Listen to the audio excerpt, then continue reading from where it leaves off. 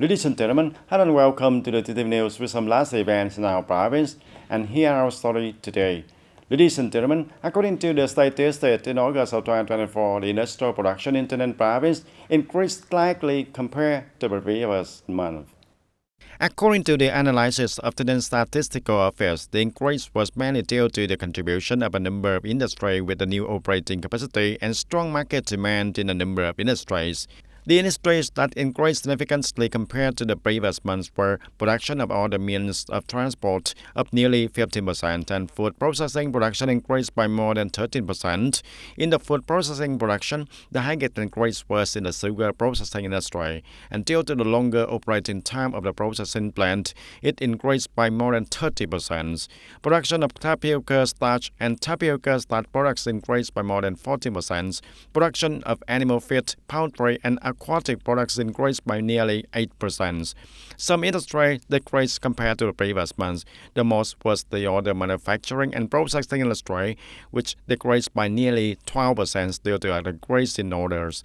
In the first 6 months of 2024, the industrial production index in TayNinhTV province increased more than 13%, and the higher than increase in the same period last year.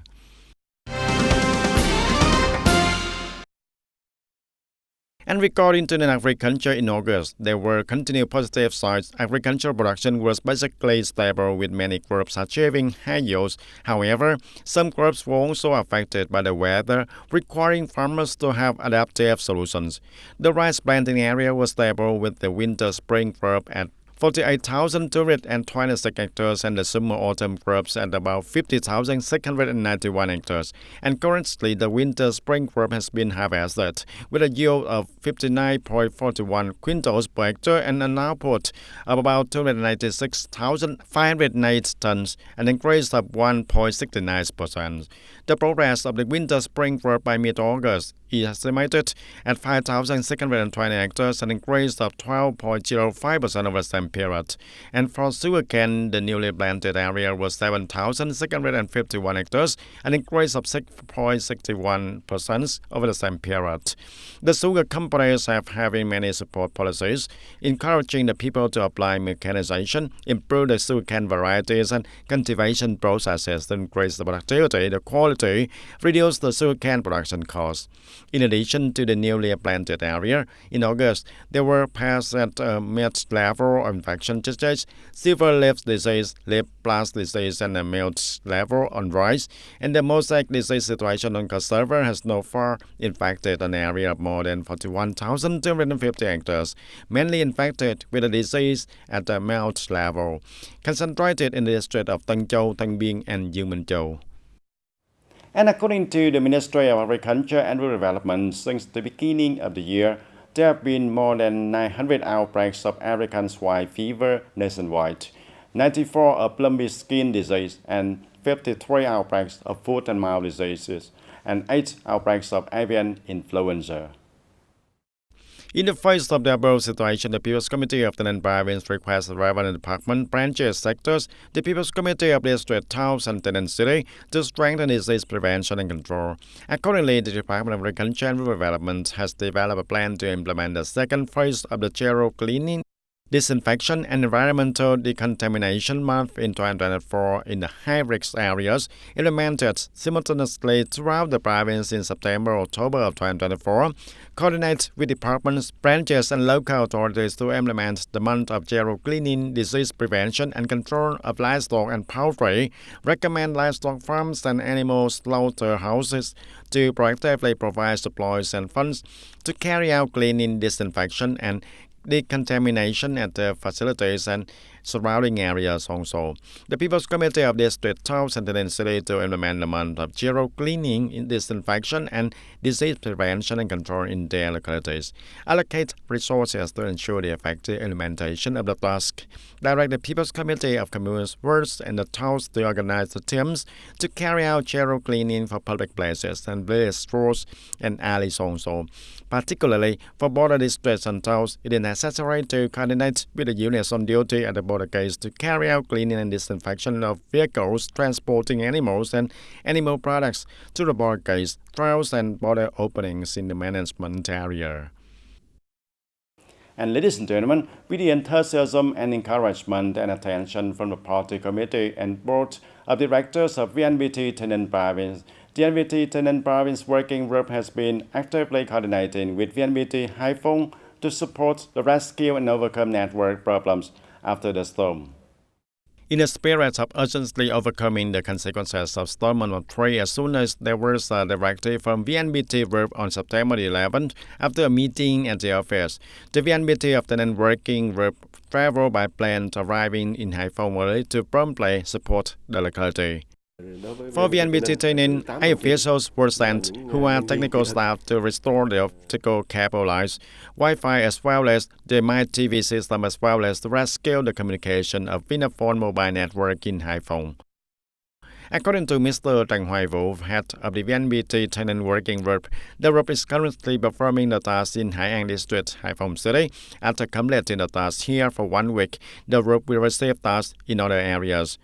The technical staff of VNPT Taynan participating in supporting Haiphong City all have a good experience and expertise in the field of information technology and telecommunications. With enthusiasm and team spirit, they are currently actively supporting the locality to quickly restore the communication system in the shortest time, contributing to serving the rescue and disaster management work and stabilizing the lives for the people. Knowing that it is very difficult because the weather is still rainy and many trees have fallen, however, with the tradition of the industry, which is 10 golden words of loyalty, courage, dedication, creativity, and affection, the 8 officials have been directed to work together to try their best to overcome the difficulties and coordinate the volunteer to go on the road. And the unit has also created the best conditions as well as fully equipped with the tools, mean optical welding machines and optical measuring machines to bring along to serve the quick recovery. And to encourage the working group supporting in Haiphong to feel secure in carrying out their tasks, the board of directors of VNPT Taynan regularly contact to inquire, grasp the situation, and prepare timely support plans. And with their solidarity and responsibility towards the people, VNPT of Taynan Province Working Group will work with the functional forces of Haiphong City to soon restore communication to help the people in the flooded areas quickly stabilize their lives.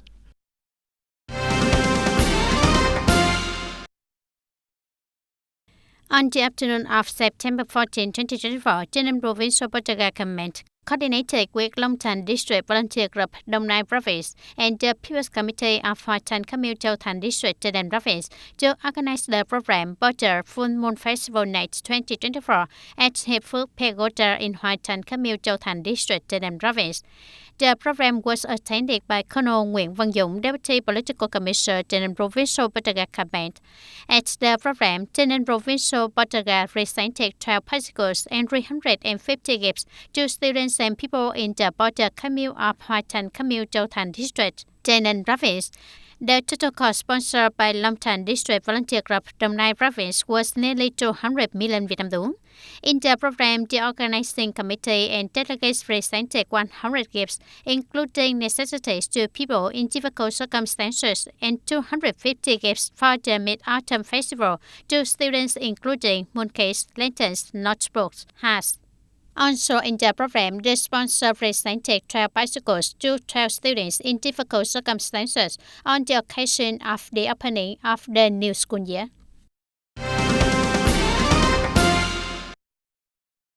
And on the evening of September 14 of 2024 at Xuân Hồng Park, many children and parents from inside and outside Taynan City attended the Mid-Autumn Festival program.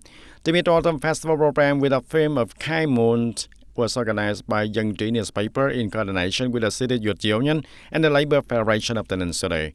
The activities that attracted many children were free food stalls and from food to drinks, along with the children's game stalls sponsored by organizations and individuals, completely free for the children on the Mid-Autumn Festival. And in the program, the children also enjoy lion dances and special performances performed by Taynan children and artists from Ho Chi Minh City. 200 children received for 300 Mid-Autumn gifts and one scholarship worth for 500,000 Vietnam dong from Young Trí newspaper, Taynan City Youth Union, and Taynan City Labor Federation.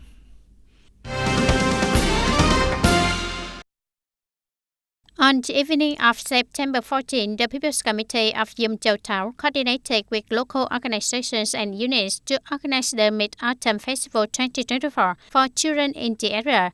Participating in the program, children in Yum Châu Thao were immersed in the joyful and bustling atmosphere of the lantern decoration contest and participated in 4 games. At the same time, they enjoyed extremely special performances performed by students from schools in the town. On this occasion, the People's Committee of Yum Châu Thao and associations and unions presented 130 gifts to disadvantaged children in the area. And dear friends, the Mid-Autumn Festival, a festival imbued with the Vietnamese cultural identity, is always associated with the colorful lanterns. The lanterns are not only symbol toys but also symbols of reunion, the warmth, and profound cultural values. Nowadays, along with the development of society, modern toys with the eye-catching designs and lively songs are increasingly diverse, attracting the attention of the children. However, traditional lanterns still hold a special place in the people's hearts. For previous generations, traditional lanterns are not only symbol toys but also have the profound meanings, symbolizing the childhood memories for warm reunions. The mid-autumn night in the festival with the bright light have become beautiful memories in the hearts of many people. And traditional lanterns are also indelible part, always accompanying many generations. Between the choice between the electronic lanterns and traditional lanterns, according to my age group of A6, I would prefer traditional lanterns because they have traditional values and are very fun. Electronic lanterns are beautiful, have diverse designs, but they will not have the high traditional values. But I still prefer traditional lanterns because they are symbols that carry strong memories of my childhood and when growing up, and they also carry national cultural identity also. And besides, I also want the next generations, for example, my children and grandchildren, to participate and appreciate the handmade products made by the people. It has been passed down from the previous generation to this generation, so I want it to be maintained over the years. Traditional lanterns are usually made from bamboo, paper, and painted in colorful colors, and the shapes are also very diverse, from simple-style lanterns to certificated lanterns. The special thing is that my child can make a beautiful star lantern by themselves, and every Mid-Autumn Festival, looking at the traditional lanterns, the childhood memories return intact and fresh.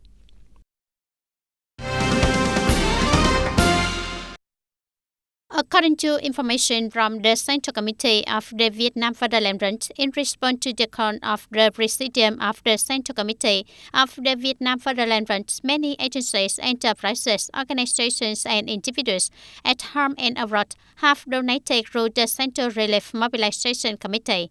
As of 5 p.m. on September 14, organizations and individuals have donated in cash and transferred to the account of the Central Relief Mobilization Committee 1,001 billion Việt Nam đồng. The Central Relief Mobilization Committee continues to review to distribute as soon as possible to localities affected by storms and floods. The Central Relief Mobilization Committee will continue to update and publicize the list of organizations and individuals who donated on the mass media.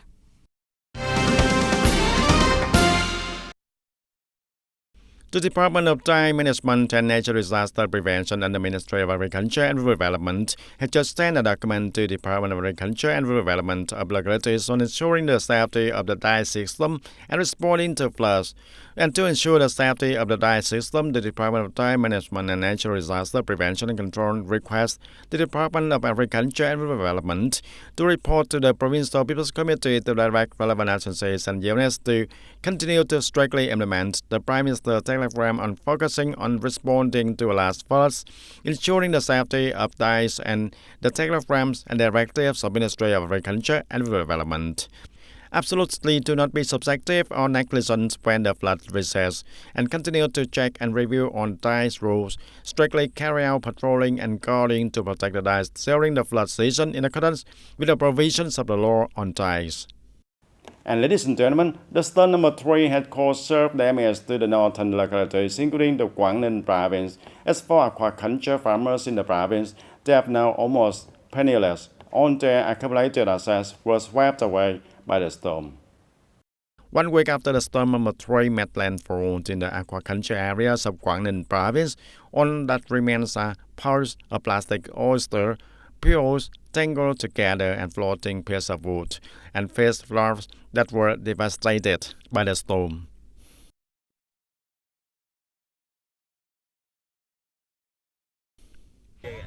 Everything is gone, nothing is left. I let my children go out in the summer, but the storm caused them to fall and get hurt. Now I have to take them to the hospital for X-rays.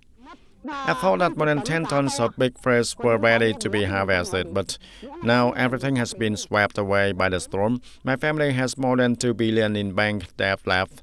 I don't know where to hold on to borrow capital for reproduction. We tied into the mountain carefully but didn't expect such a big storm. During the recent storm, the family suffered about 6 billion Vietnam dong in damage, including the fish and oysters swept away by the storm, broken and sunken traps, and lost plastic buoys. According to statistics from the People's Committee of Quảng Ninh province, up to now, more than 2,000 secondary aquaculture facilities have suffered damage, and although there are no specific figures, it is recorded that some households have lost at least several hundred million, while many households have suffered hundreds of billions in damage, and currently, fishermen have taken initiative to overcome the consequences and are making efforts to rebuild. However, to truly revive the aquaculture industry, policies need to be implemented soon so that the people have more motivation to overcome difficulties and start over from scratch. And that's all for today's TTV News. Thank you for being with us, and goodbye for now.